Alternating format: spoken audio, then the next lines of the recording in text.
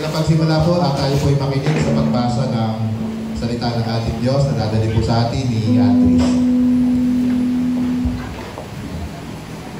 Ang pagbasa ng banal na salita mula sa Psalms chapter 100, verse 1. Awit ng pagpuri, isang awit ng pasasalamat.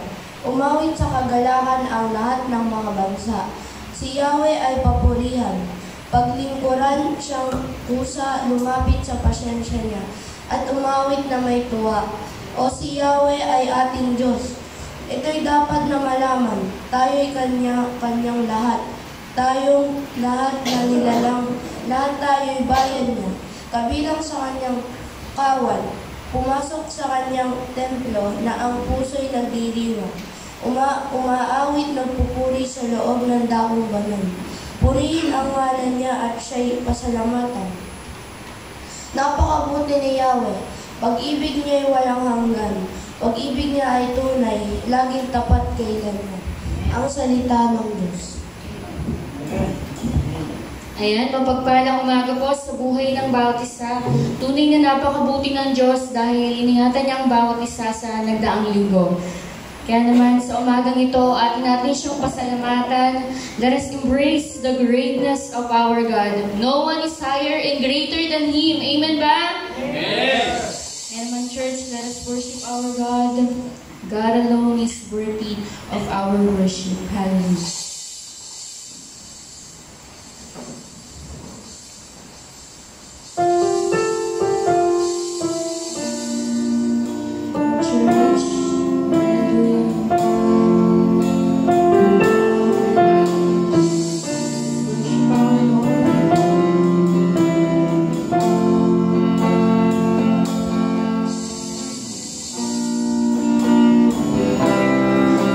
Buong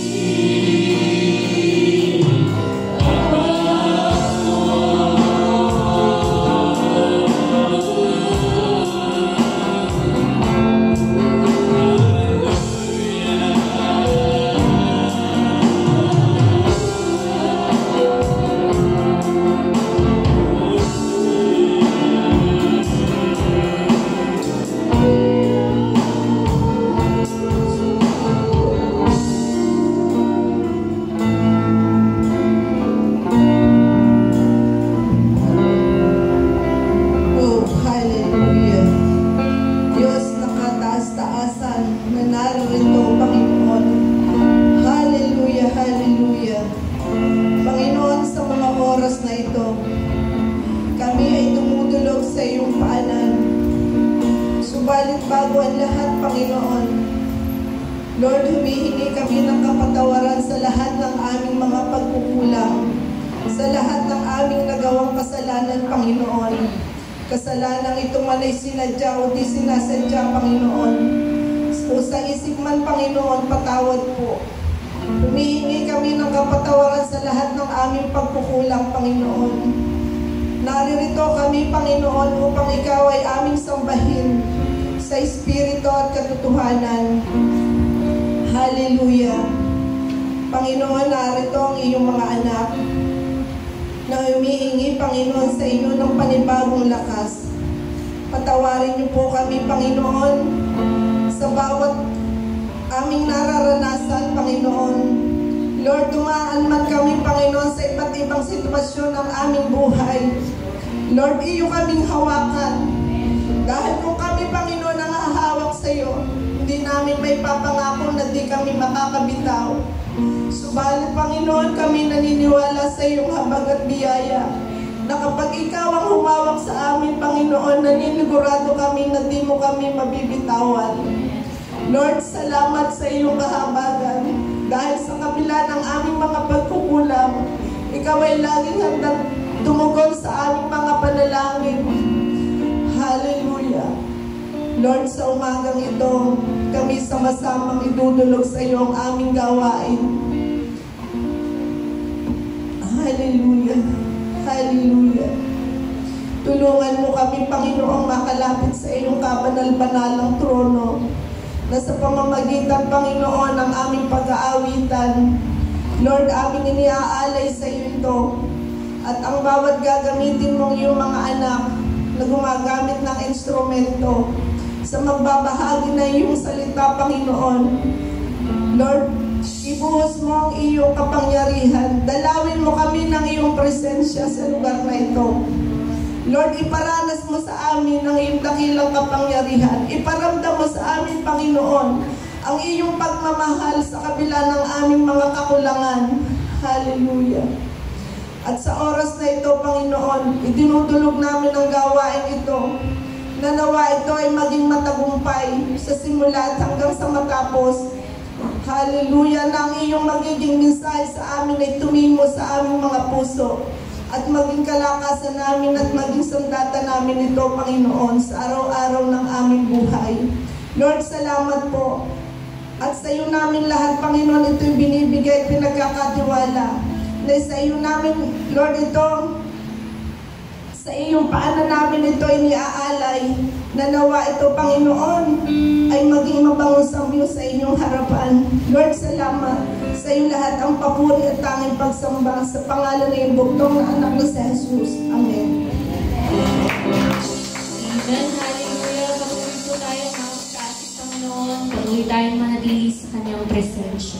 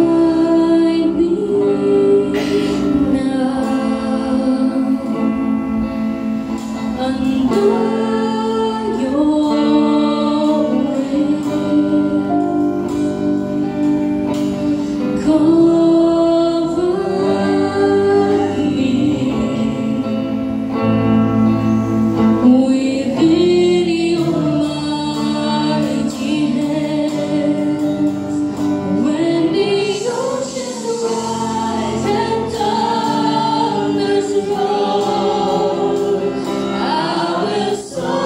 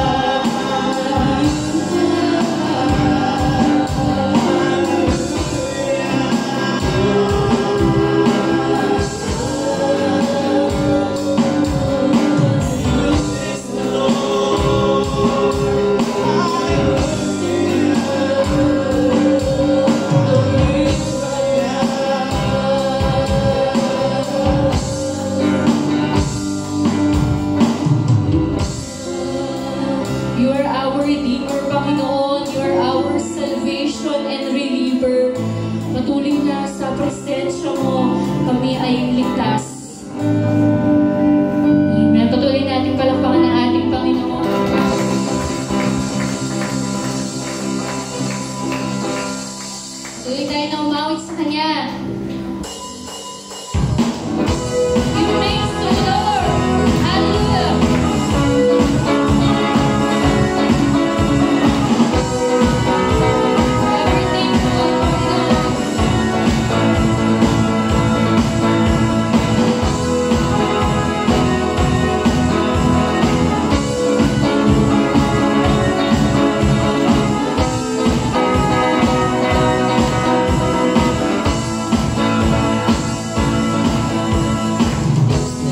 Lord, our God and King, is love endures forever.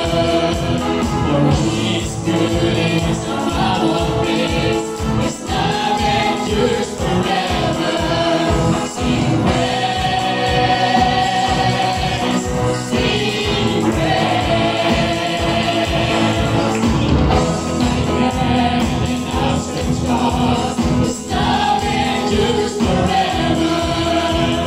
Lord of life has been reborn, His love endures forever.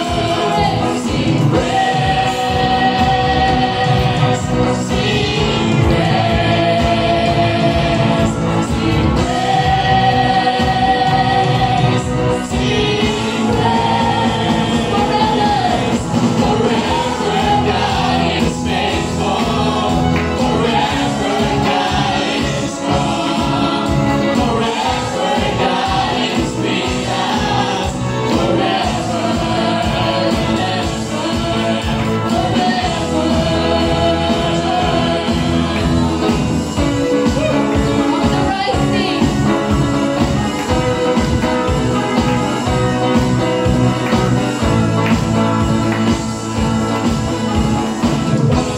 Into the setting sun, His love endures forever. And the grace of God He will carry on, His love endures forever. Sing praise, sing praise, sing praise, sing praise.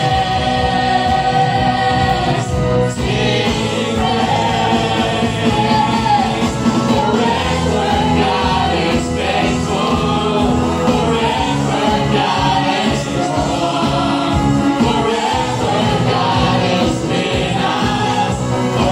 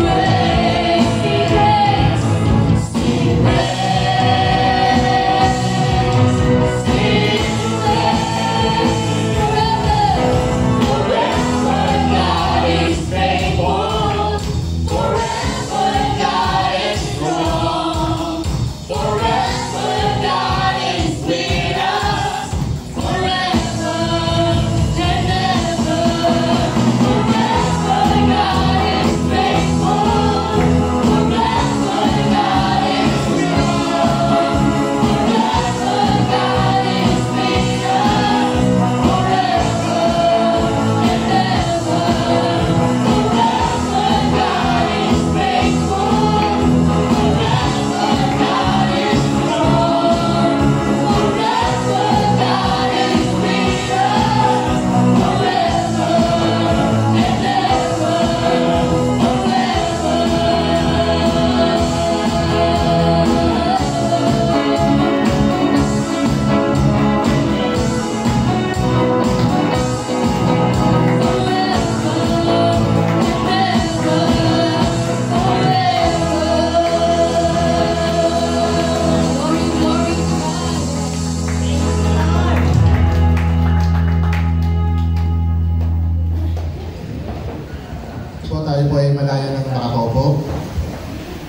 Forever God is faithful to us. Yan po, no?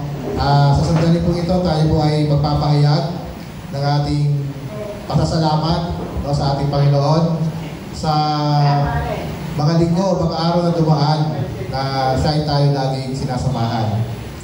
Forever God is faithful. Kaya sa sandaling ito po ay tinatawagan ko po sino man sa atin ang nais magpahayag at magpatotoo sa kabutihan, katapatan at kadakilaan ng Diyos na ginawa sa ating buhay. Yan. Tinatawagan ko po si Sister Joy para pangunahan. Salamat. Amen po. Truly our God is faithful. Sa buhay po ng family namin ngayon, masasabi ko po talaga na God is with us. Kasi po ngayon po, yung family ko po, sa side ng nanay ko, halos lahat po na nasa Antipolo, lahat sila. Masasabi kong sinusubok talaga ng kaaway mula sa uncle ko na may congestive heart failure, mula sa tita ko na hindi nag-aayos yung blood flow sa kanyang buong katawan, na nagre-result sa pangingitim ng kanyang paa at hirap maglakad, plus diabetic siya, type 2, level 2, na ibig sabihin na ang kanyang sugar ay hindi bumababa sa 300. Sa kanyang anak na same case ng uncle ko na may problema rin sa puso. At lahat yun, pati yung anak niya na ganoon din halos yung symptoms niya si Faith. Yung batang nasa sinapupunan pa lang, hiningi ko ng prayer request kasi buntis pa lang yung pinsan ko, dinudugo na siya. Yung batang yun si Faith at ngayon ay halos ganoon din yung symptoms niya. Parang may sakit sa puso. Sabi ko nga, hindi naman tayo mayaman pero bakit binigyan tayo ng ganitong klaseng sakit. Pero isa lang yung natutunan ko doon. Forever God is faithful. Kasi sa akin ang hirap. Kasi ako yung laging sumasama sa kanila. Sabi nga ng ibang tao, hindi ka ba napapagod? Sa Barte, Antipolo, Santa Mesa, ganun ka lang. Kahapon, maghapon ako. Gabi na ako dumating, umalis ako ng alas 7 ng umaga, bumalik na ako ng bahay mga 11 na. Ganun siya. Pero sa akin okay lang. Kasi sabi ko nga sa tito ko, yung pagod pwedeng maibsan. Pero yung pagkakataon na binigay sa akin ni Lord para alagaan ka hanggang nabubuhay ka, hindi ko yun pwedeng tanggalin sa akin kasi yung uncle ko nung wala ang mga magulang ko nagtatrabaho, isa yun sa tumayong magulang para sa akin. Hindi ko man sila masulian ng mga material na bagay pero alam ko yung ginagawa ko sa kanilang pagpapagal, nakikita nila yun. Sa sobrang pagod minsan, natutulog na lang ako sa sasakyan. Mula sa Cubao, pag-isip ko, nandito na ako sa SM Fairview, bababa na lang ako.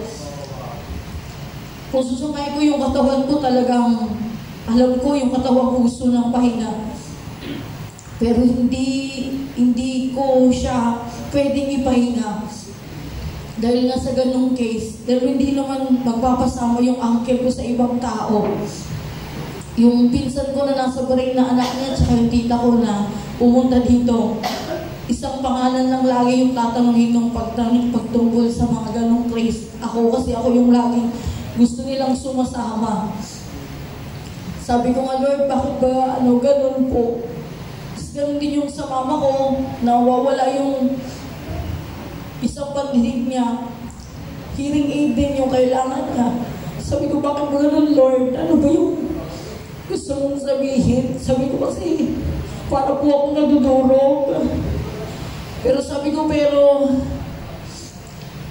kahit madudurog ako, sabi ko gano'n, mananatili ako nakatayo. Minsan sinasabi ni Bo, layas ka ng layas.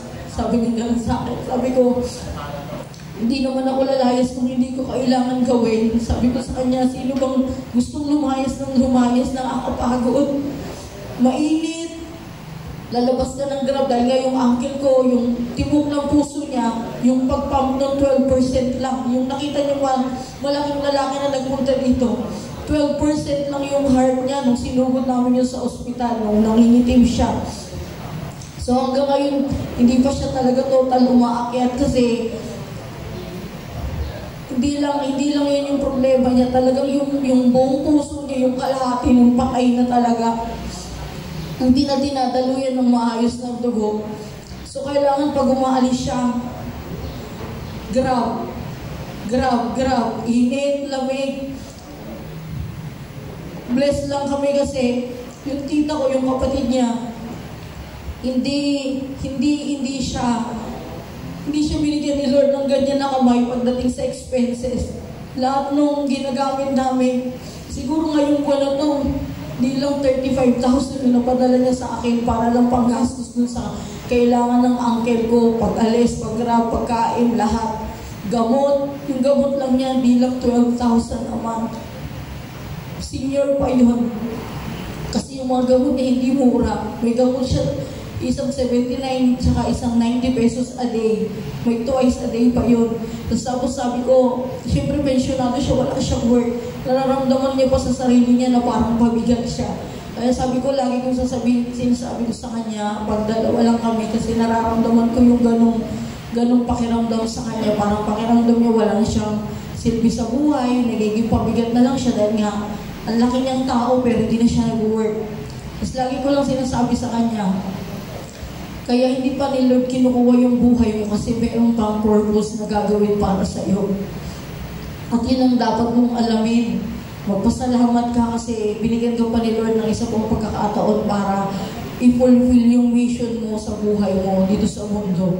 At alam ko na hindi kami bibitawan ni Lord sa laban ng buhay ng pamilya ko ngayon. Kailangan tumayo, kailangan magpasalamat dahil alam ko God is with us and He is forever faithful. To God be all the glory po.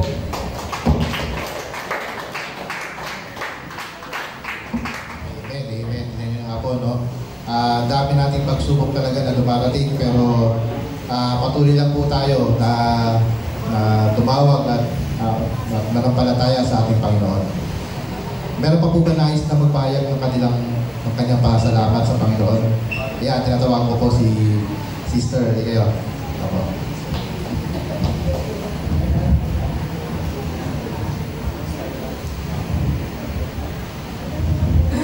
Purihin ang Panginoon sa kabutihan natin, sa kabutihan niya para sa atin.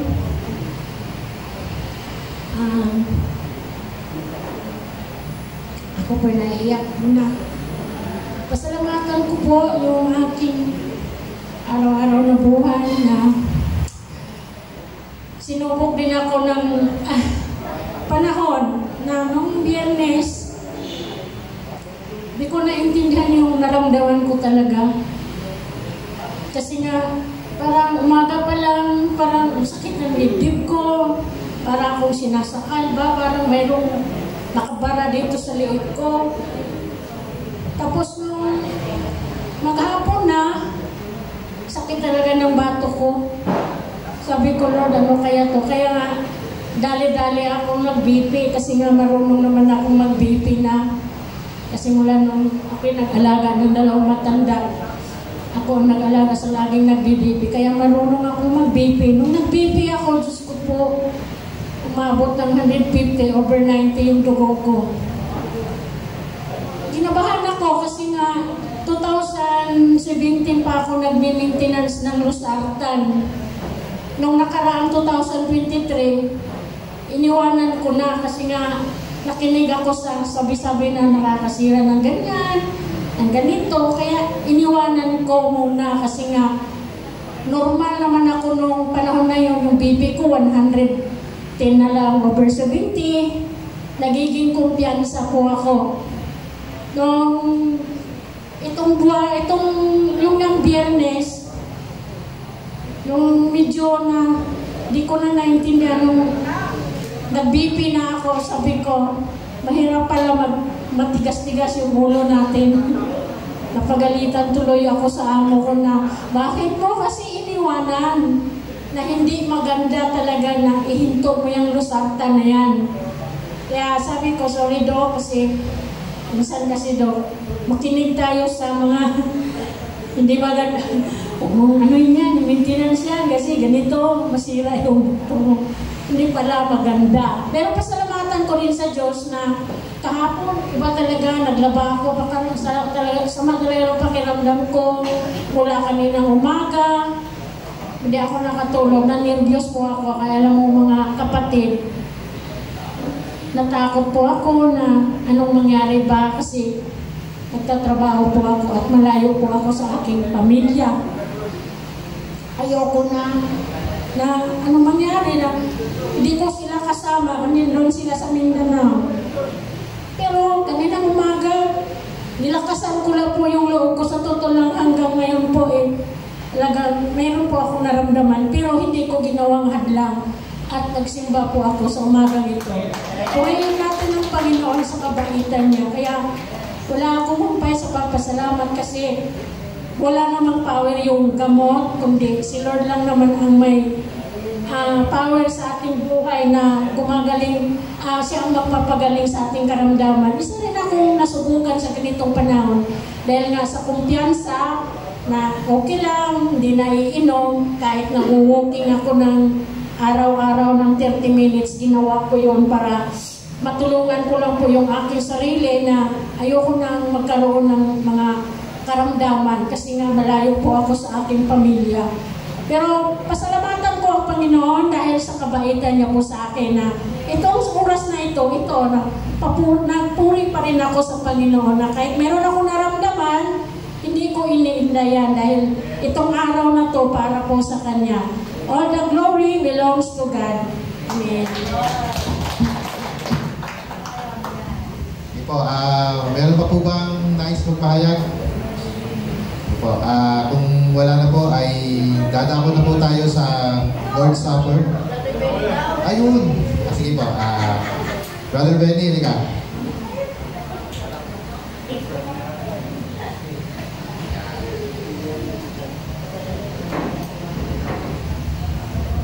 Magandang umaga po sa lahat. Pasensya na po. Medyo, Pastor, pasensya na.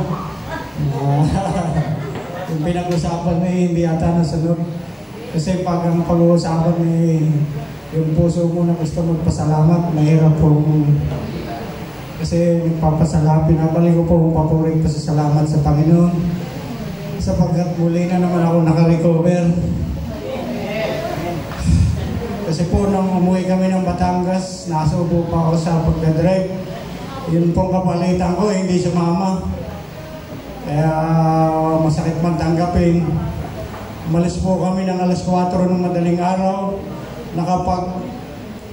Nakapag-in po kami sa beach. Ay alas 5 na po ng hapon. Ganun po katindi. Init ng ulo.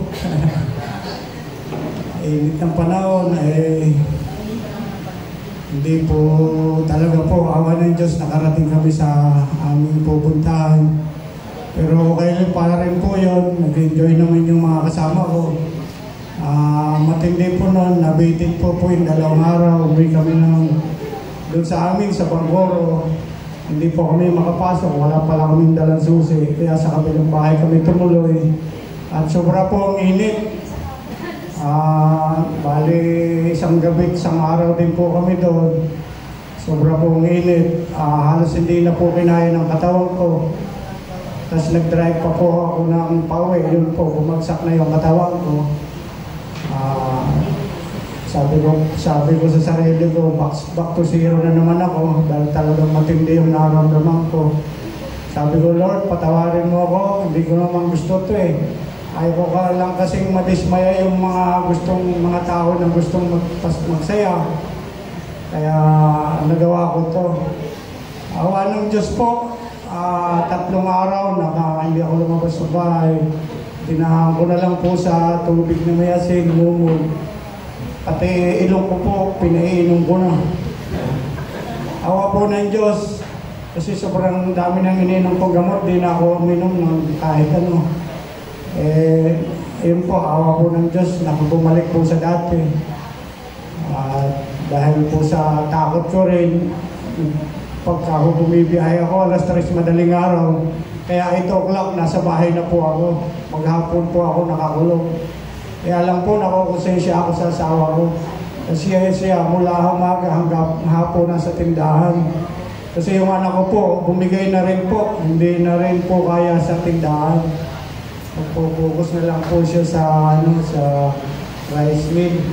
Kaya lagi pong nandun ang asawa ko. Sabi ko, Panginoon, hindi naman pwedeng ganito. Nakukonsensya ako. Nandito ko sa loob ng bahay. Yung asawa ko, nagtitiis mag-init sa maghapon. Sabi ko, Lord, pagalingin mo na ako kasi kailangan ako ng pamilya ko. Kasi yung anak ko talaga bumigay na. Talagang mahina katawan. Kaya wala pong tutulong sa asawa ko. Magtutulong ako, hindi kami mag-asawa. Kaya salamat po sa Panginoon kasi medyo naka-recover na po ako. Malakas na po katawan ko. Binabalik ko po ang pagpulit po sa salamat sa Panginoon kasi talagang tumutugon siya sa panalangin. At humingi rin po ako paumanin. Pasensya na sa mga kapatid. Ilang beses na naman po ako hindi naka-attend ng gawain. Humihingi po ako ng pasensya. At sa mga darating pong araw, siguro okay na naman po ako. Huwag lang po sobra talaga. Hindi po talaga kaya. Yun lang po. Binabalik ko po ang papurit pa sa salamat. At ipapasalamat po ako sa pagkakataon nito. Nakapagpasalamat ako sa Panginoon. Kahit overtime na. Salamat po sa Panginoon.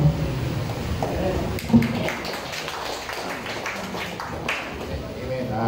Okay lang po yan, Brother Benny. No? Wala po overtime kay Lord pag tayo nagpapasalamat. Sige po. Susunod na gawain po natin ay ang pagdiriwang ng huling hapunan na pangungunahan po ng ating pastor, si Pastor Arthur Bando.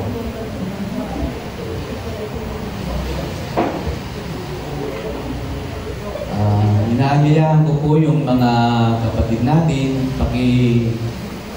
punuan po itong harapan ng upuan at tayo po ay dadako sa ating pong communion na ating pong aalalahanin ang ginawa ng ating Panginoong Yesus sa krus ng Kalbaryo.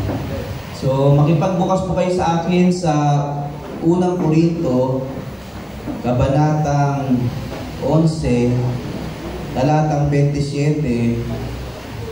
Ito po ay hanggang 32. 1 Corinthians chapter 11, verse 27 hanggang 32. Ito po ang pagkawika ng salita ng Diyos. Ang sino mang kumakain ng tinapay at umiinom sa saro ng Panginoon ng di nararapat ay nagkakasala sa katawan at dugo ng Panginoon. Kaya dapat siyasatin ng taong kanyang sarili bago kumain ng tinapay at uminom sa saro. Sapagkat ang sino mang kumakain at umiinom ng hindi pinahalagahan ng katawan ng Panginoon ay kumakain at umiinom ng hatol sa kanyang sarili. Ito ang dahilan kung bakit mahina at pasasakitin ng marami sa inyo at may ilang namatay na. Kung sinisiyasat muna natin ang ating sarili, hindi tayo hatulan ng Panginoon, ngunit kung hinahatulan tayo ng Panginoon, tayo itinutwid niya upang hindi tayo maparusahang kasama ng sanlibutan. So ito po ay paalanan ni Apostol Pablo sa mga mananampalataya sa Korinto na ito po'y magsisilbing aral din po sa atin sa kasalukuyang panahon upang ang ating pong mga katawan na siyang templo ng banal na Espiritu ay ating pong maingatan. Amen po. So narinig po natin yung pagkabasa po ng salita ng Diyos at inyanyahan ko po na tayo pong lahat ay lumayo at dito po sa ating saro at tinapay, pakidala po niyo. Ating pong ipapanalangin at idudulog sa ating Panginoon.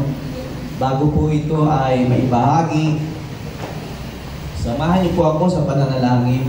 Lord, hallelujah. Dakilang Diyos, muli kami po ay nagkakaisa at aalalahanin, Panginoong Diyos, ang ginawa ng iyong anak na si Jesus na aming Panginoon sa krus ng Kalbaryo. Narito ang tinapay, Panginoong Diyos, na sumisimbolo ng iyong katawan na nabayubay upang kami, O Diyos, dahil sa kanyang mga sugat kami ay gumaling at mapatawad, Panginoong Diyos, sa lahat po ng aming mga kasalanan. Narito naman po, Diyos, ang saro na siyang nagsisimbolo ng dugo mo, Panginoong Yesus, na tumigis sa krus ng Kalbaryo upang kami ay luminis sa aming mga kasalanan at sa gayon, Panginoon, kami ay maging matuwid sa iyong harapan.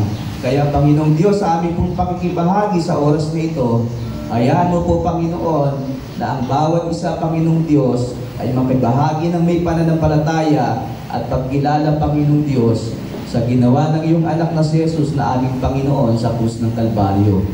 Pagpalain niyo po, O Diyos, ang mga elementong ito sa pangalan ng Ama, ng Anak at ng Espiritu Santo. Amen. Sige po, pakibigay na po.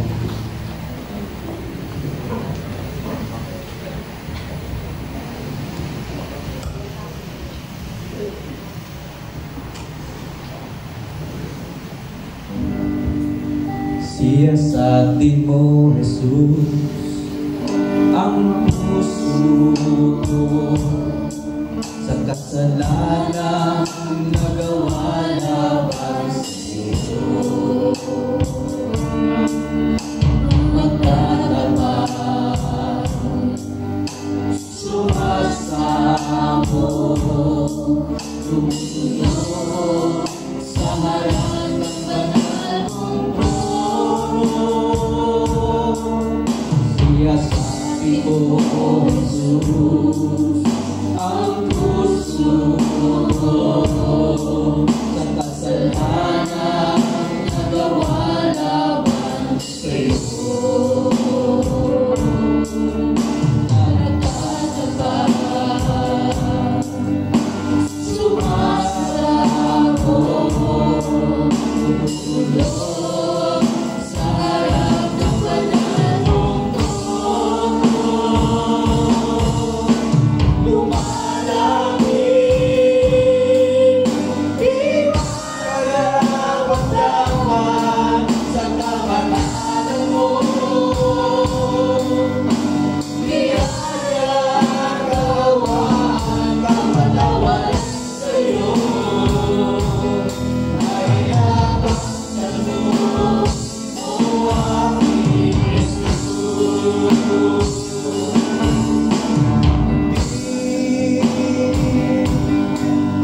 Di makakapagdaman sa kabanalan mo. Biyaya, kaawaan, kapatawaran sa'yo ay napaktan mo, O aking Jesus. Lumalapit, di makakapagdaman sa kabanalan mo. Biyaya, kaawaan, kapatawaran sa'yo ay napaktan mo, O aking Jesus.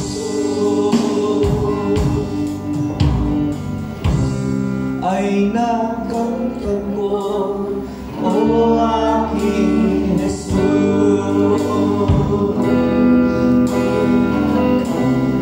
Ay nakamtan ko, O aking Jesus. Itaas po natin ang tinapay.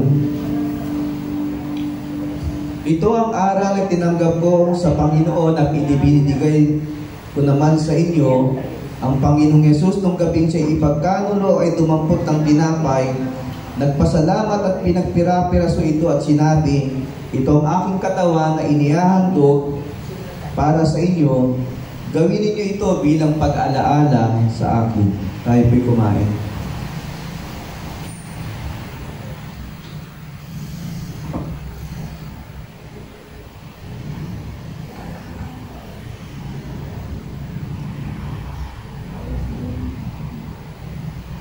Itaas po natin ang saro.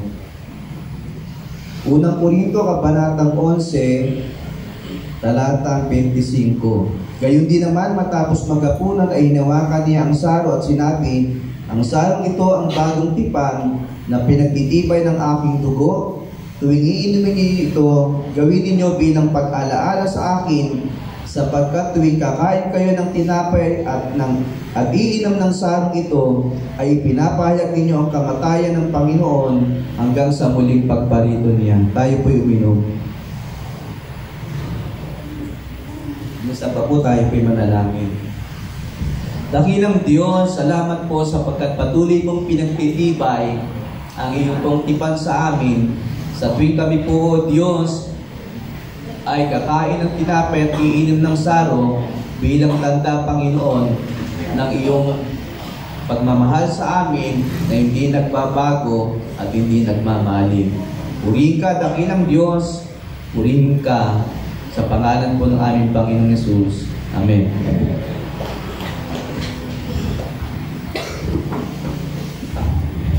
Tayo po ay malayan ng makakaupo. At ihanda po natin ang ating mga sarili, ihanda po natin ang ating isipan, ang ating mga puso upang ating pakinggan at tanggapin ang salita ng ating Panginoon na dadalhin sa atin ng ating pastor, si Pastor Manuel Camacho.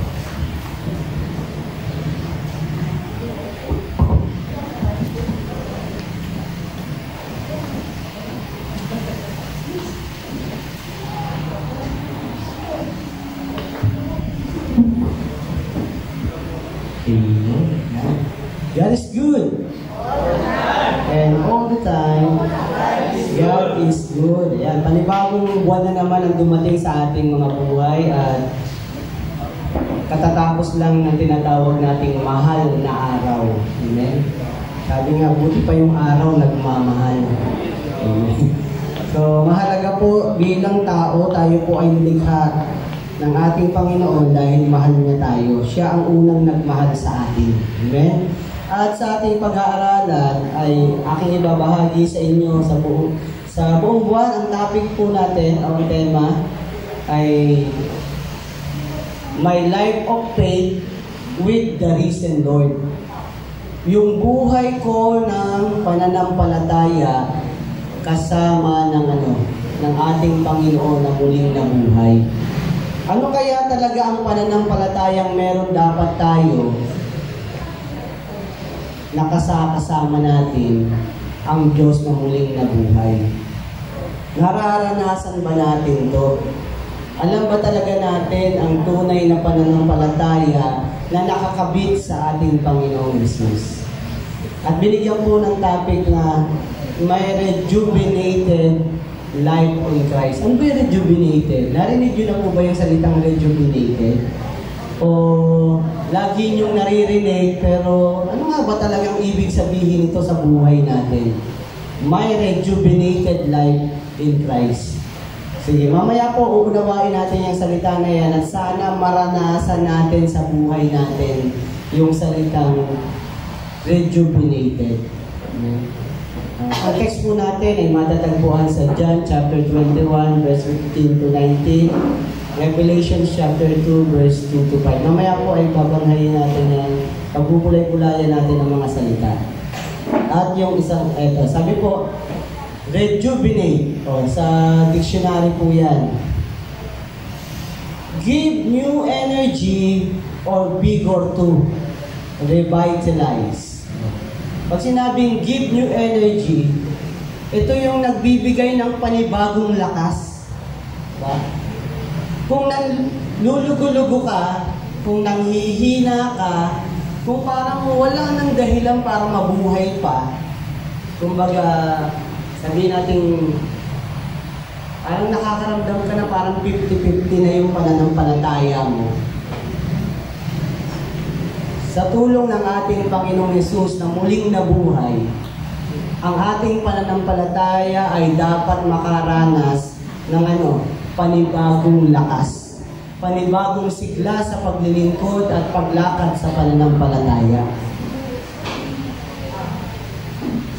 Tingnan mo yung katabi mo. Nararanasan mo ba yun?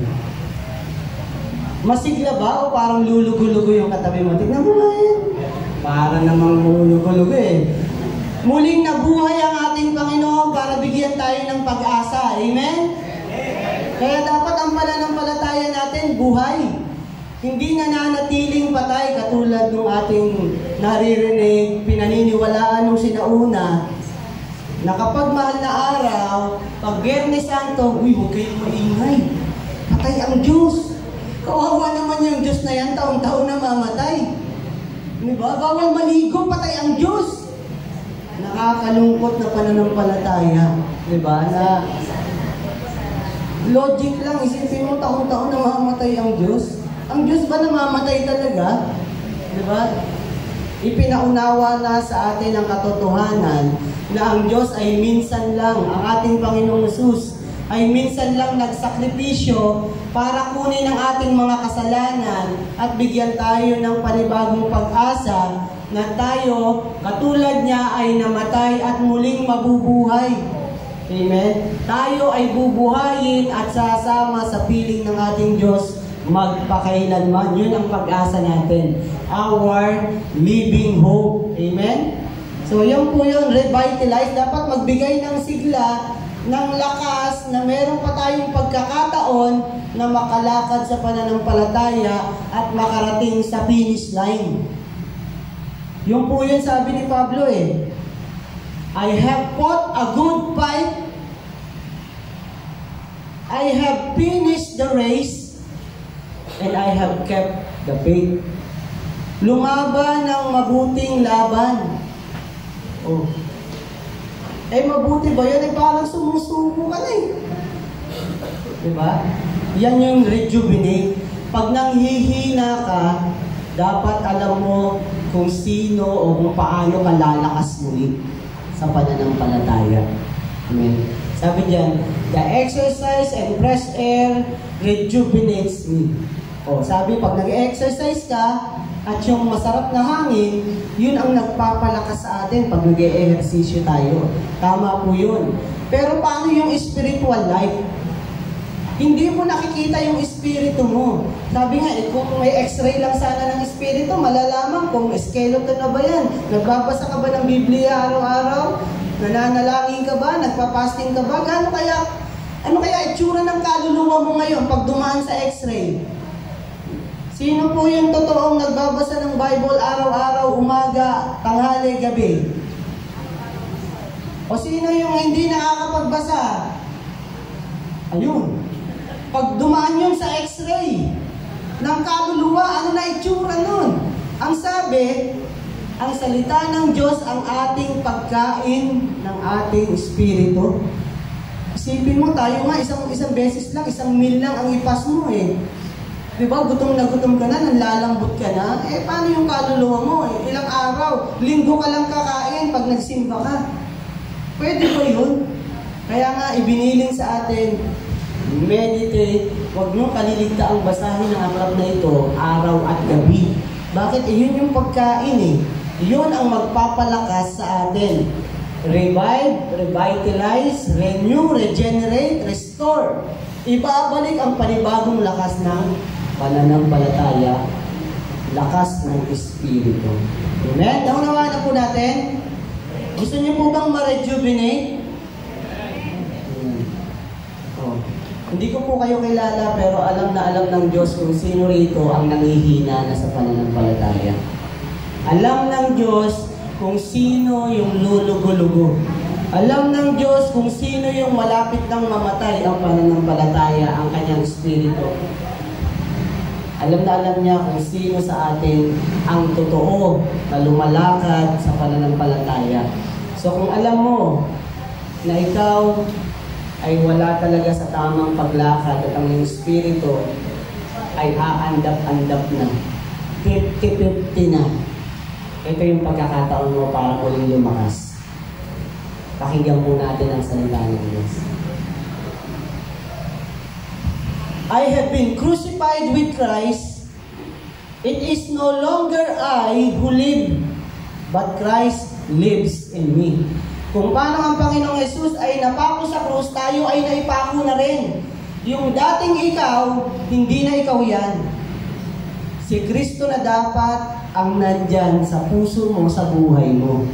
Kaya yung gagawin mo, kung paano ka magsasalita, ay kung paano si Kristo ay nagsasalita. Kung paano ikaw ay gumagawa, dapat ganon kung paano si Kristo ay gumagawa. Tingnan mo nga ulit yung katabi mo. Nakikita mo ba si Kristo sa katabi mo? Uwe, parang hindi naman. Amen. Kaya nga ang tawag sa atin, Christ-likeness. Dapat makita sa buhay mo si Kristo. Patunay lang na ikaw ay tagasunod ni Kristo. Meron bang Kristiyano na hindi nananalangin? Meron bang Kristiyanong hindi alam kumanta sa Panginoon, nahihiyang ang itaas ang kamay pag nag-worship? Ang gusto naman, sabi nga, ang Diyos ay nananahan sa papuri ng kanyang mga anak. Walang Kristiyanong hindi marunong kumanta sa Panginoon. Hindi niya ikinahihiya habang umaawit, Hallelujah! Praise the one who set me free! Ipinagsisigawan niya na pinalaya ka na ng Diyos. Amen? Dapat buong puso kumakanta ka, hindi yung ikakantahan na, nakaganon na, tapos kamot-kamot. Tas kamay pa ito, pasigaw pa ito. Maaaring hindi mo naiintindihan ngayon kung bago ka palang mananampalataya. Pero yun ang hinahanap ng Diyos sa atin. Ang tunay na pagsamba, sabi, those who want to worship Him must worship in spirit and in truth. Dapat totoo yung pagsamba. Hindi yung pumunta ka lang kasi kailangan, kasi si mama, si lola, si kuya, si tatay. Hindi dapat pwersahan. Dapat kusang loob na lalapit ka, kakatagpuin mo ang Diyos na makapangyarihan na namatay sa krus para iligtas tayo at ngayon ay muling nabuhay. Amen? Isa pong malakas na palakpak sa akin. Sabi ko, and the life which I now live in, and the life which I now live in the flesh, I live by faith in the Son of God who loved me and gave Himself for me. Kaya ako ay nabubuhay sa pananampalataya sa anak ng Diyos na umibig sa akin at ibinigay ang kanyang sarili para sa akin. Gusto ng Lord, tularan natin siya. Ibibigay ang ating buhay para sa Panginoon. Okay? So, ganito po mangyayari yan. Okay. Para magawa mo yon, na makasunod ka, lumakas ka sa Panginoon, may nag-i-ignite para lumakas ka. Sino po yung nakakaalala ng kanyang first love? Naaalala niyo pa ba yun? Sino ba yun? Nakalimutan daw. Iyon ang unang-unang pagkakataon na tumibok ang puso mo na pag naisip mo, imposibleng hindi ka ngingiti. Imposibleng hindi ka sisigla. Bakit? Yun ang unang-unang araw nakakabakabak ka. Na kapag nakita mo talagang buhay na buhay ang dugo mo, masayang-masaya ka na pa, hindi mo alam bakit, pero nakita mo lang, parang, panalo na ang araw na to, nakita mo lang siya. Ganun po ba yung first love? Pumalakpak po yun, nakakaintindi ng first love. Yeah. Kaya lang, hindi naman Valentine's, bakit first love? Sabi po rito, first love never dies. Ito po yung magpapasigla sa atin kung babalikan natin yung unang pag-ibig na naranasan natin. Siguro kung may papakwentuhin ako rito, kada detalye siguro kayang ikwento dito. Ay, yung unang nakita ko, talaga naman. Ika naman. Hanggang pagtulog, hindi mawala sa isip ko kasi gusto ko talaga siya makita. Bibili nga lang ng suka, gusto ko samahan ko ba siya eh. Ganun po yung excitement, ganun yung lahat gusto mong gawin para sa kanya kasi first time na tumibok yung puso mo na totoo, na hindi pinilit, Hindi inutos kusa na nagmahal na walang hinihingi kapalit. Gusto mong gawin yun para sa kanya kasi gusto mo siya mapasaya, magawa yung gusto niya. Lahat ng pwedeng magawang ikatutuwa niya gagawin mo.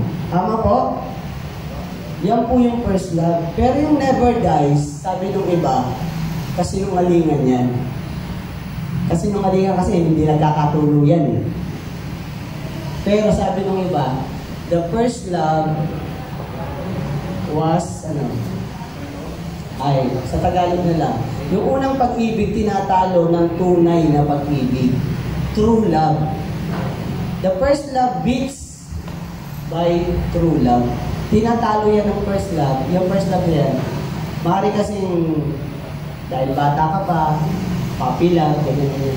Pero yung true love, natatakpan niya yung first love. Amen? Tama po ba? Nakaka-relate mas talaga. Yung true love, yun. Kasi yung true love, may forever. Amen? Forever talaga yun. Okay. Ayan. So,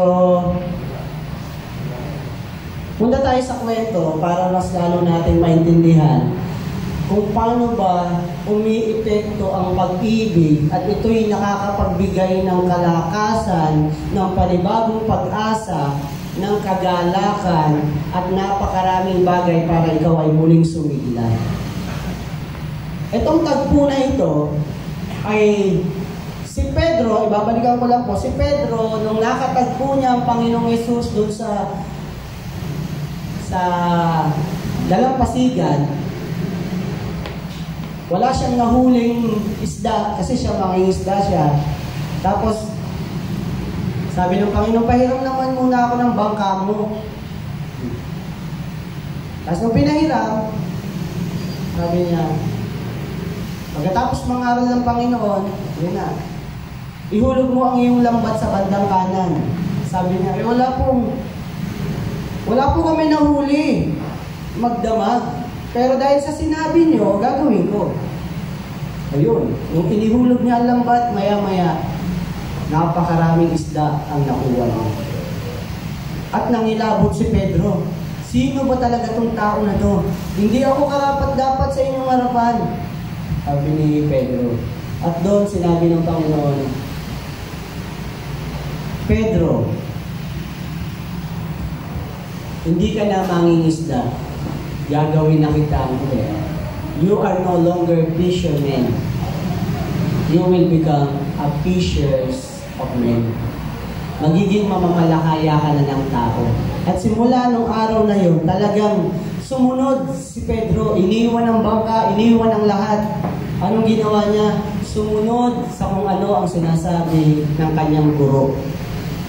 Napamahal siya sa Panginoong Yesus. Kaya nga ang una sabi, nung nakita niya ang Panginoong Yesus lumalakad sa tubig, sabi ni Pedro, Panginoon, pupunta din ako dyan, lalakad din ako. Lumakad sa tubig si Pedro. Kahit sabihin natin dito hanggang dyan lang, walang taong nakagawang lumakad sa lupa ay sa tubig. Si Pedro lang. Kahit sabihin maikli lang yan, imposible yun eh. Pero nung umala yung tubig, lumubog pa rin siya. O pangalawang instance, nung hinugasan ng Panginoon yung mga paa ng mga alagad, ang sabi niya, Panginoon, wag mo nang hugasan yung paa ko.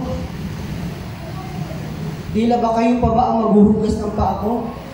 Ang sabi ng Panginoon, kung hindi kita huhugasan, wala kang kaugnayan sa akin. Ay, sige po. Hindi lang paa, kundi pati ulo ko, pati buong katawan. Hindi na, sabi. Hindi na kailangan hugasan ng paa kung ang tao ay naligo na. Kita niyo po, laging laging exaggerated si Pedro dahil sa kanyang pagmamahal sa Panginoon. At nung malapit ng ibitray ang Panginoong Yesus, sabi niya, handa akong mamatay para sa inyo. Hindi ko po kayo iiwan. Ganun talaga yung pag-ibig ni Pedro sa ating Panginoon. Lahat gagawin niya eh. Pero ang sabi ng Panginoong Yesus, Pedro, makatlong beses mo akong itatatwa bago tumilao ang mga. Nalungkot si Pedro. Kasi siya na gustong-gustong sumunod sa kalooban ng Diyos, nakatakda ang isang pangyayari na hindi niya magagawa kahit gusto niyang paglingkuran ng Lord, may pagkakalulong niya ang Diyos. There are times na kahit gusto natin sumunod sa Panginoon, may pagkakataon talaga na hindi ka makakasunod. Susubukin ang iyong pananampalataya. Maaring ilan sa atin talaga ay nadadapa, nanghihina, tumatalikod sa Panginoon. Wala mo ng Diyos-Diyos. Ito yung gusto ko eh. Ito yung gusto kong gawin. Tila sinasabi natin sa Lord na mas magaling pa tayo sa Kanya. Mas alam natin kung paano dadalhin yung katawan natin. Minsan, doon tayo nahuhulog eh. Yung parang alam natin na mas magaling pa tayo sa Diyos. Si Pedro nahulog sa pagkakasala. Pero ang Panginoon, minahal talaga siya eh. At yung pagmamahal na yon ni Pedro, nanghihina, dahil siya mismo itinanggi niya ang Panginoon. Di ba kabilang ka sa mga alagad? Sabi mo nga, ay, di ko kilala yan. Di ko kilala yan. Tinatuwa niya talaga. Tinalikuran niya ang Panginoong Yesus ng 3 beses. Naganap yung sinabi ng Panginoong Yesus. At doon, gulong-gulo si Pedro. Hindi niya na alam kung paano makakapagpatuloy sa pananampalataya. 3 taon silang magkakasama ng ating Panginoong Yesus. Pero nung sinubok siya, talagang halos bumagsak ang pananampalataya. Halos magsabi na naayawan na. Pero ano nangyari? Nung muling nabuhay ang ating Panginoong Yesus, ito na po yung pangyayari na yan. Ang sabi po, when they had finished eating, Jesus said to Simon, nung muling nabuhay ang ating Panginoon, kinatagpo niya ulit ang mga alagad. At habang sila ay kumakain, pagkatapos kumain, tinanong ng ating Panginoong Yesus si Pedro. Mistulang pinapaalala ng Panginoong Yesus kung sino siya noon. Kung mahal pa rin ba ni Pedro ang ating Panginoong Yesus. Ang sabi diyan, Jesus said to Simon Peter, Simon, son of John, do you love me more than this? Simon, anak ni Hona, sabi diyan, do you love me more than this? Ang sabi ni Simon, yes, Lord, he said, you know that I love you. Napakasimpleng conversation, pero napakalaki ng ibig sabihin. Do you love me? Isipin nyo, kayo po si Pedro. Sa kabila nung nagawa niyong pagkakamali, sa kabila ng ating mga kasalanan, at patuloy na ginagawang pagtalikod sa Panginoon, ngayon tinatanong ka, anak, mahal mo ba ako? Ang sabi, yes, Lord, you know that I love you. Ang sabi ng Panginoon, Jesus said, feed my lambs. Pakainin mo ang aking mga tupa. Feed my lambs. Yan po yung unang beses. Sa una, parang normal conversation lang. Pero yung ulitin yung tanong, again, Jesus said, Simon, son of John, do you love me? And he answered, yes, Lord, you know that I love you. Yung pangalawang tanong, medyo okay pa. Kasi, sinisigurado lang. Talaga bang mahal mo ang Panginoong Yesus? Mapapaisip ka na, may gustong ipaalam ang Lord. Ano nga bang ginagawa ko? Sinasabi ko, mahal ko siya. Alam niyo po ba kung paano niyo patutunayan ang pag-ibig sa Diyos? Kung halimbawa ako, sinabi ko doon sa mahal ko, kay Mrs., mahal kita,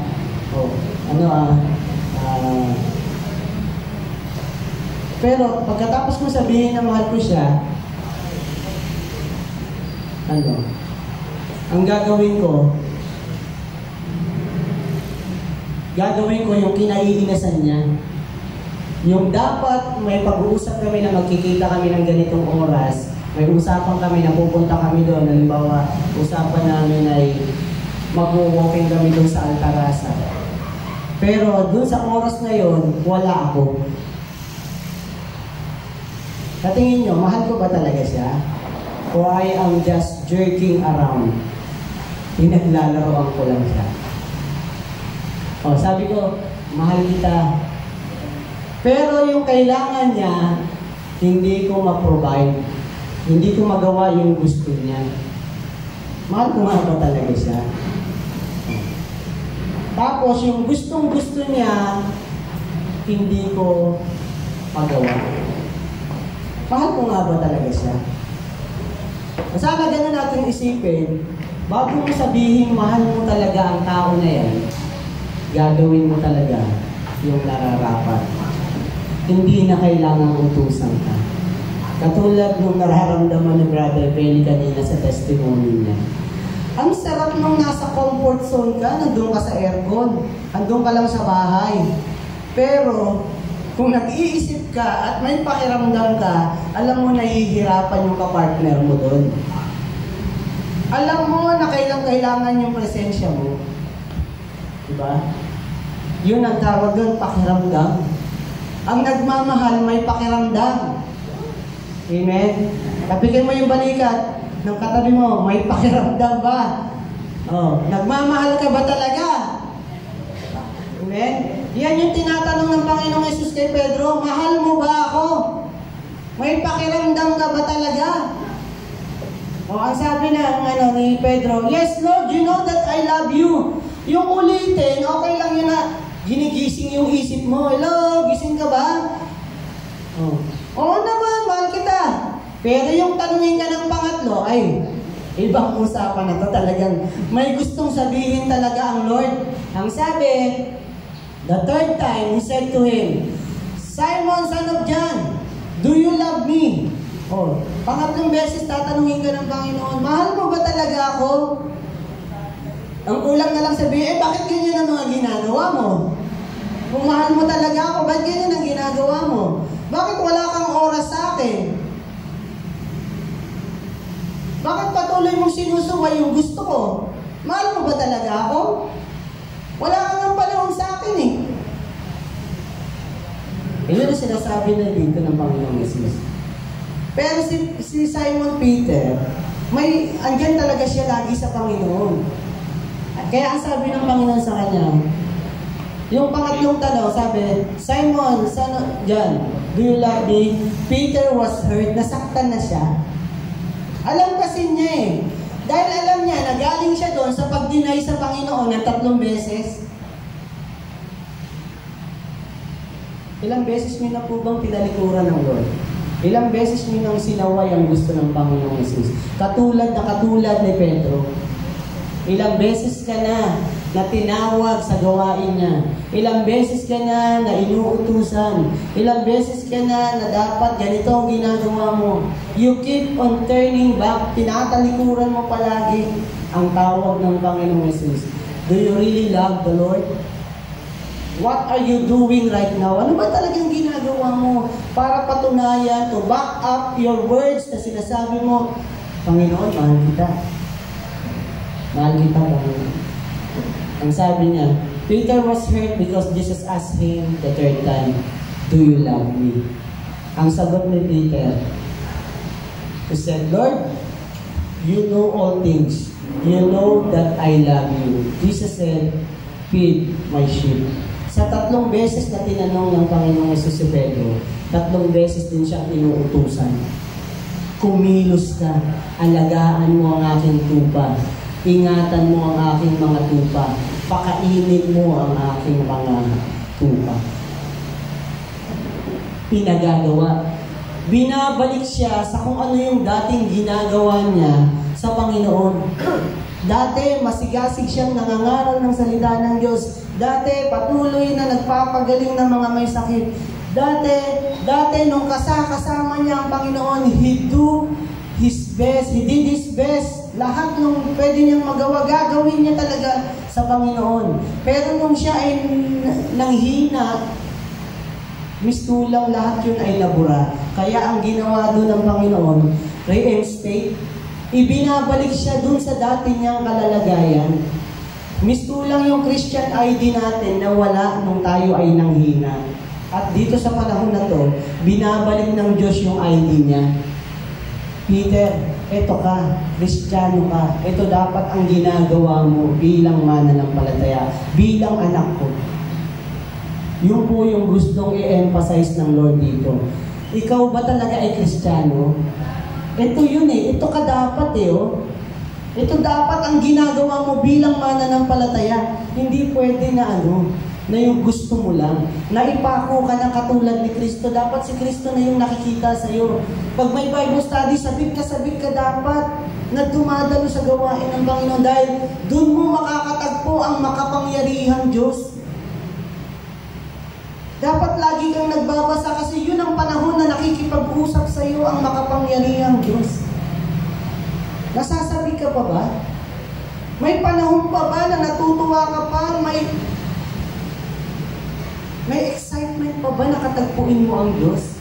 Hinahanap mo pa ba talaga ang Diyos? Sabi po rito, very truly I tell you, when you were younger, you dress yourself and went where you wanted. Nung bata ka pa, ikaw mismo ang nagbibihis sa sarili mo, pupunta ka kung saan mo gusto.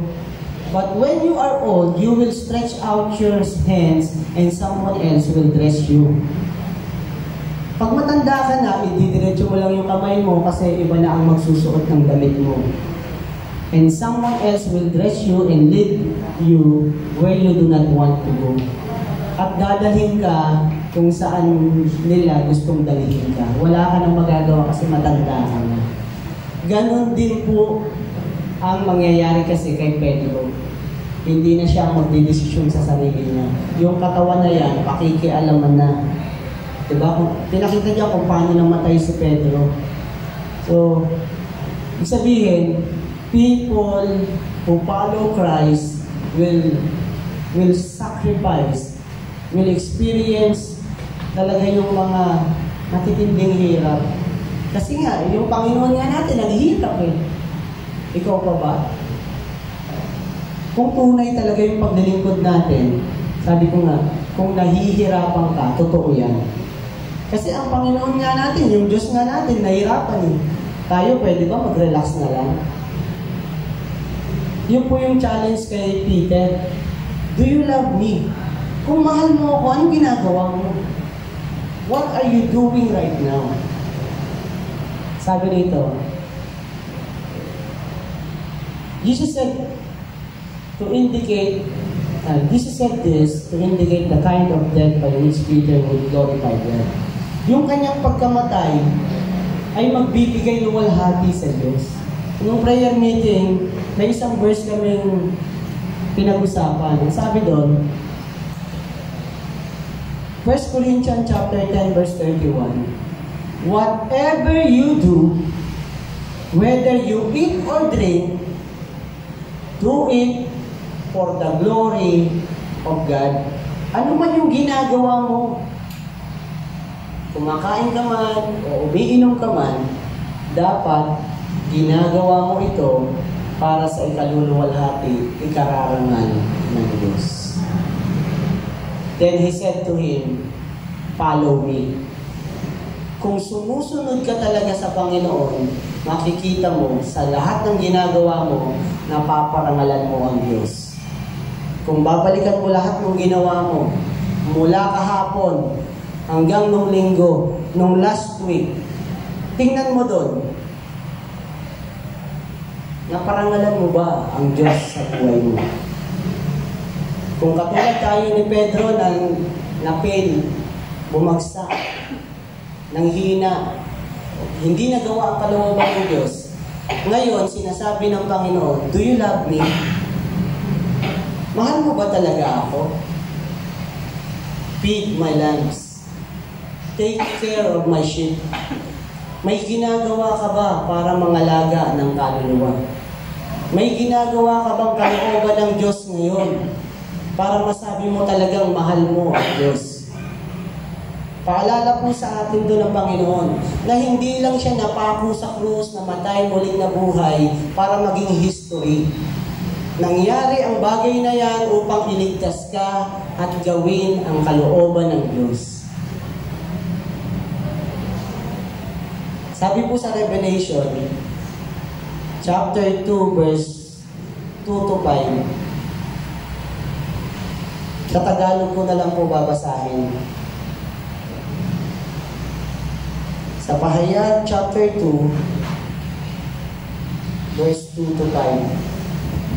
Sabi rito, alam ko ang mga ginagawa mo, ang iyong mga pagpapagal at matyagang pagtitiis.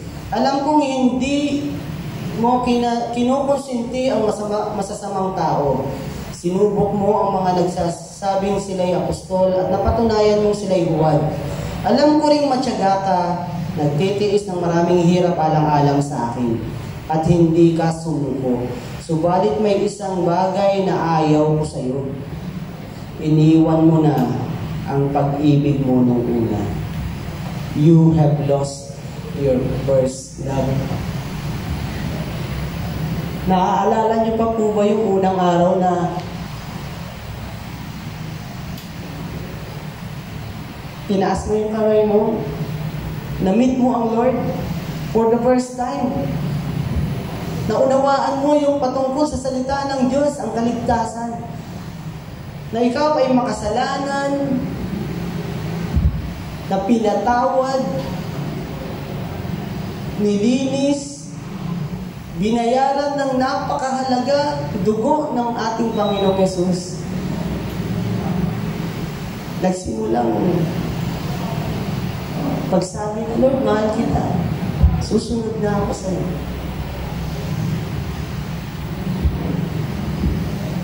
Do you love God? A rejuvenated life is loving Christ continually. Hindi pwedeng minahal mo siya noon lang. Hindi pwedeng minahal mo ngayon lang. Kailangan tuloy-tuloy hanggang sa makita natin siya ng mukhaan. Inaanyayaan ko po ang lahat na tumayo. Huwag mo munang pansinin yung katabi mo. It is between you and your God. Mula sa puso mo, kausapin mo siya, Lord, sorry po kung hindi nababakapan ng gawa ko yung sinasabi ko, mahal kita. Lord, sa oras po na ito, salamat po sa pagpapaalaala sa akin kung gaano ko dapat sinusunod ang kalooban mo. Gusto kong ipadama sa iyo na tunay, mahal kita. Sa ganitong pong pagkakataon, as we worship Him, as we come before His presence, yung totoong paglilingkod, yung totoong pagsasabi na, Lord, mahal kita, gagawin ko talaga yung sinasabi ko. Ipaparamdam ko sa iyo, Lord, na mahal talaga kita. I'm here, Lord. I'm willing to follow you.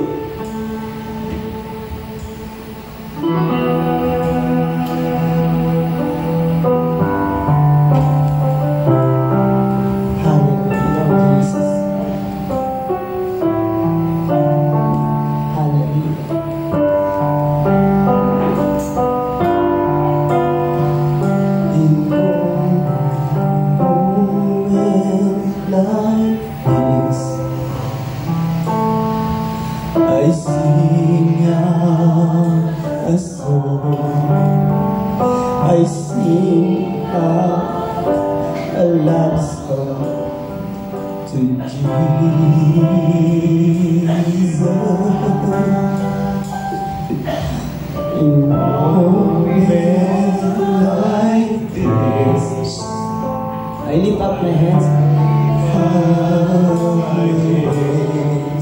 I lift up my hands to the Lord. In moments like this,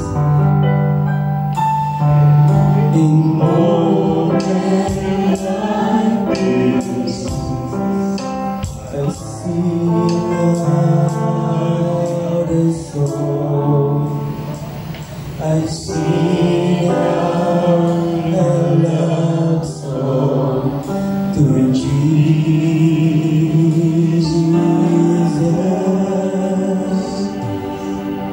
In moments like this, I lift up my hands. I lift up my hands to the Lord, singing, I love you, Lord.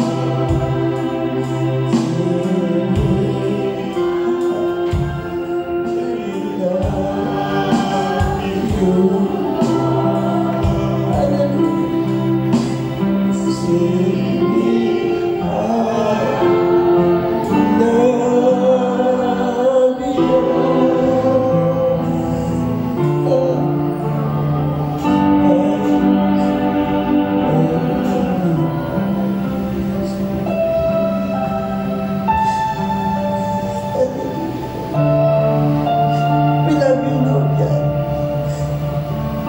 We love you, Lord. Move in our midst. Tunay na paglapit, pagsumas.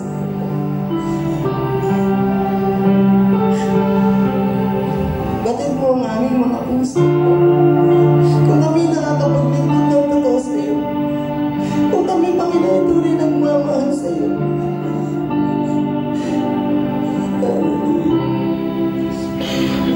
Hallelujah. In moments like this, I sing out a song.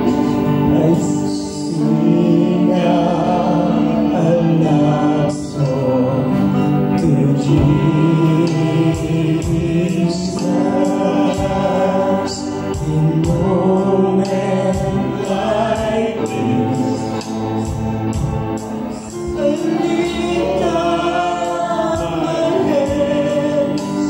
I lift up my hands to the Lord, singing, I love you, Lord.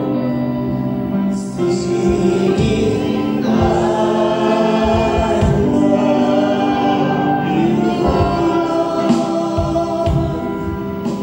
Singing, I love you,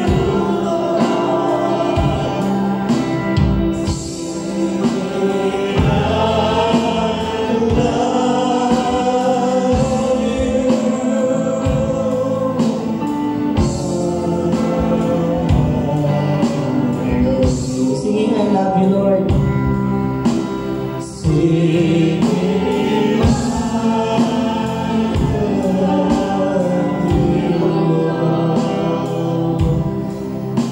Singing, I love you, Lord. Singing, I love you.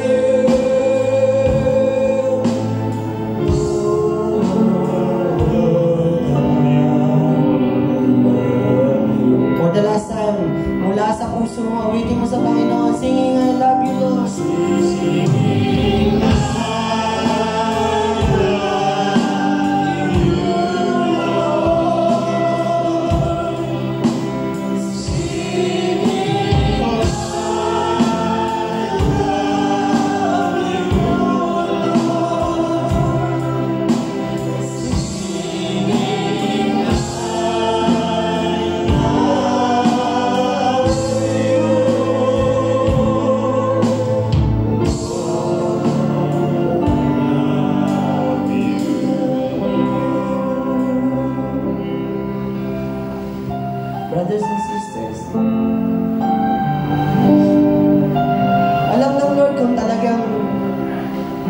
minamahal mo siya. Gusto niyang isipin mo yung unang araw na nakilala mo siya. Yung unang araw na gusto mo, lagi mo siyang kasama. Yung may panahon ka talaga. Lagi mo siyang kinakausap. Lagi mo binabasa ang kanyang love letter sa'yo. Gusto mong gawin yung gusto niya. Bumalik ka sa panahon na yun. At muli mong gawin ang mga bagay na kalooban ng Diyos. Patunay lang na ikaw ay anak niya. Patunay na ang Espiritu ng anak ng Diyos ay nasa sayo, sa iyong puso. Makita, magliwanag ang presensya ng Lord sa iyong buhay, sa iyong pananampalataya, sa iyong paglakad sa Panginoon. Huwag mong sayangin ang pagkakataon na yan. Hindi na tayo ang nabubuhay sa katawan natin, kundi si Kristo ang nabuhay sa atin. Maganap ang kalooban ng ating Panginoon Yesus sa buhay ng bawat isa. Patuloy natin siyang mahalin at lumakad ayon sa pag-ibig na sinasabi natin. Hallelujah. Our Heavenly Father, we thank you sa umagang ito. Salamat po sa minsan pang pagpapaalaala sa aming Panginoon kung gaano ka namin kamahal, kung paano minahal mo kami, Panginoon. Salamat po sa pag-rejuvenate ng aming faith, Lord God. Salamat po sa pagpapaalaala, Panginoon, kung sino kami sa iyong harapan, sino kami, Panginoon, na dapat na nagmamahal sa iyo rin, Panginoon, bilang pagbabalik mo ang ginawa sa amin, Lord God. Salamat po. Tuloy kang mataas, mapapurihan sa buhay ng bawat isa. Kung aming samang dalangin sa pangalan ng Ama at ng Anak at ng Espiritu Santo. Amen.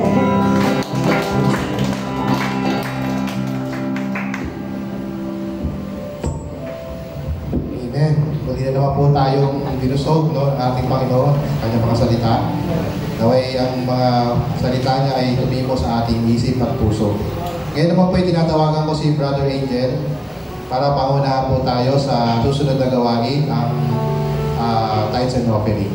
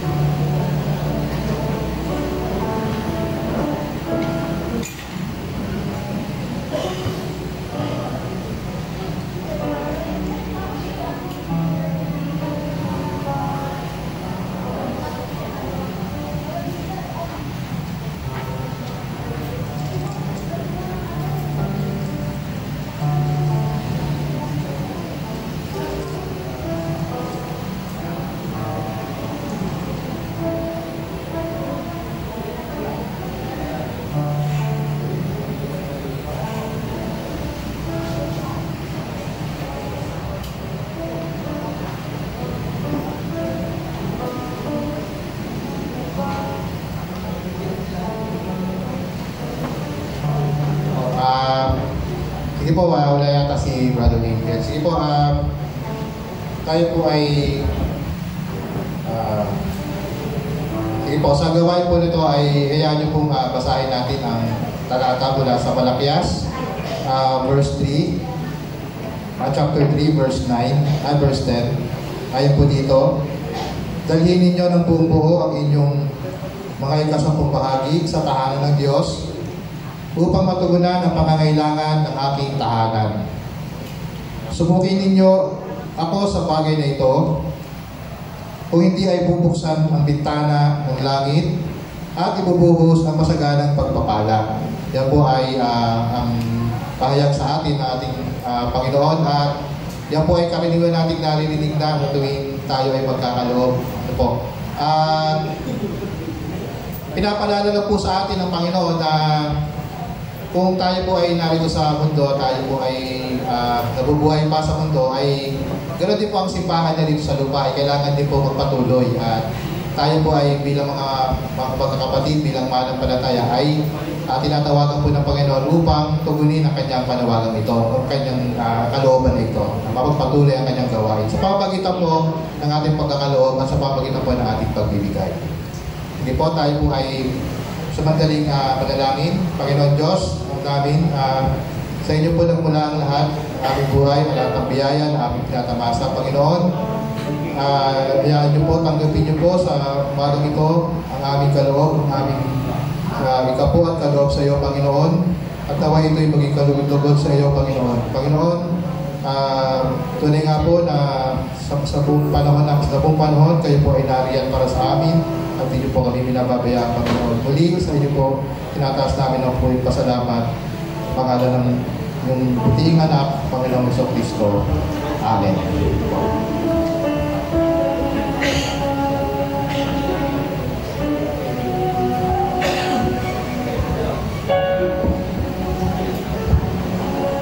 Tayo po ay magbigay.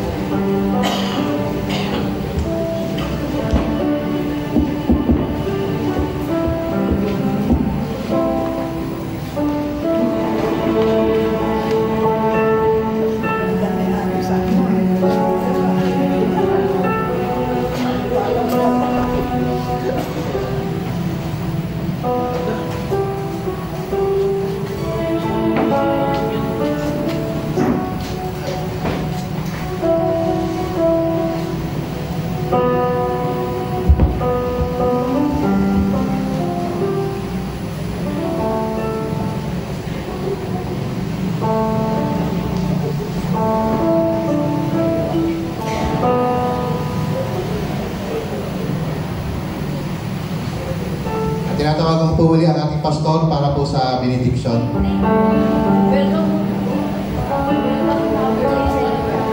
Sige po. Yun nga po.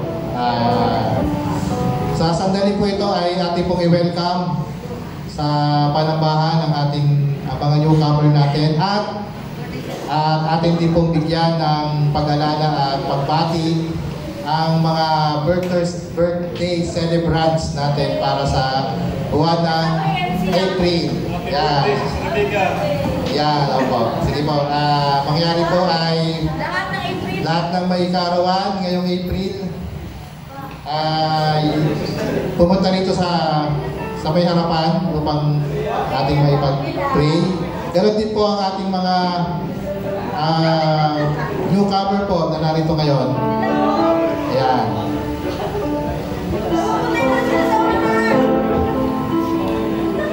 Kasi pag-pray po tayo. Tatawagin ko pa po ba kayo? Marami po ang April. Ay, yung keyboardista natin. April 23 ba? 24? 24 nga si Pastor.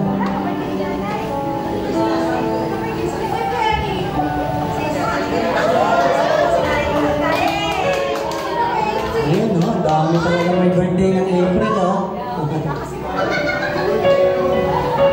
Sister Rebecca, hindi ba na April? Niloloko ng my brother ko. April yan? Okay, sige po. Ating po ay unat ang ating mga kamay sa ating mga kapatid na magdiwang ng kanilang mga kaarawan ngayong April. Hallelujah, hallelujah.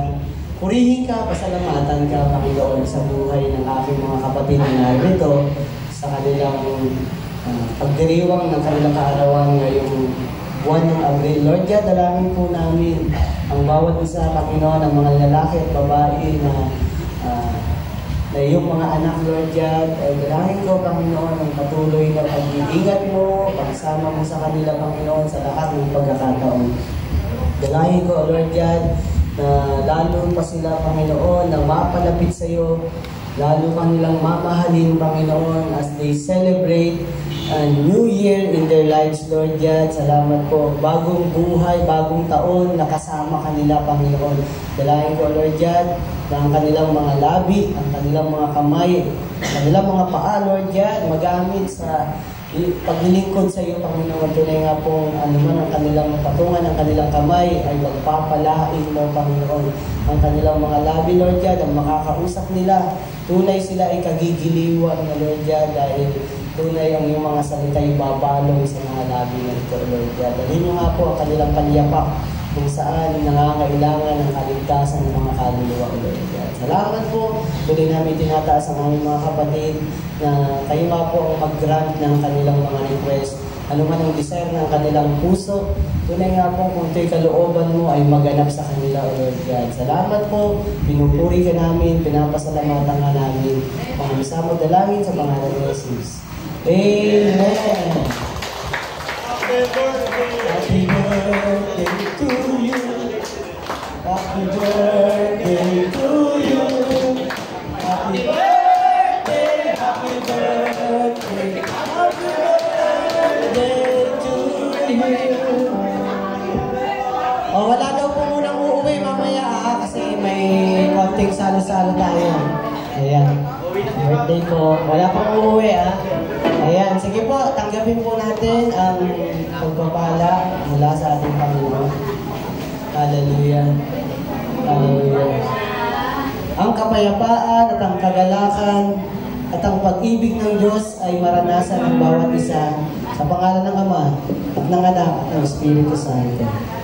Amen. Ayan, pinagpala po ba ang buhay ng bawat isa? Amen. Patuloy po tayo na umawit tayo sa ating Panginoon.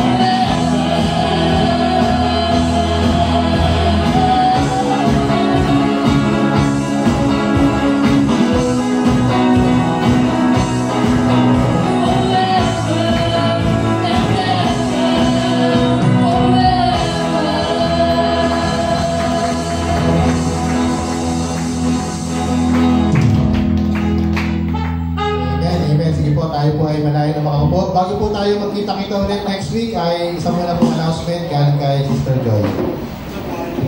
Announcement po, every Wednesday, meron pong The Wednesday Church online by FB Live and Zoom, headed by our head pastor, Pastor Ilvin Saburin, Pastor Boy Sarduar and Pastor Ilvin Saburin, every 7:30. Prayer meeting every Wednesday, 7 to 9 p.m. dito po sa church. Everyone is invited. Bible study po, Monday, Tuesday, Wednesday, Thursday, Friday, and Saturday at their respective time and places po. Sa gusto pong umaten, na nakikita niyo po dyan kung saan po kayo pwedeng pumunta, kung saan po kayo mas malapit, you can join po. Subscribe at JTMCC sa Bartel, like us on Facebook, watch us on YouTube, like and share the good news of our Lord. After po nito, meron po tayong cell grouping, lalaki, babae, at mga teens. I-handle po ng ating ni Pastor Art po yung mga teens. Dito po kayo. Forever be thankful, always be grateful, and we are abundantly blessed. God bless everyone. Have a great weekend. See you next Sunday. Same time, same channel, same place. God bless everyone po. Pwede na po tayo pumunta sa ating at sabi po ni Pastor, mamaya nga po, huwag po na pong uwi. Meron po tayong konti pagsasaluhan, other po ng ating cell grouping po.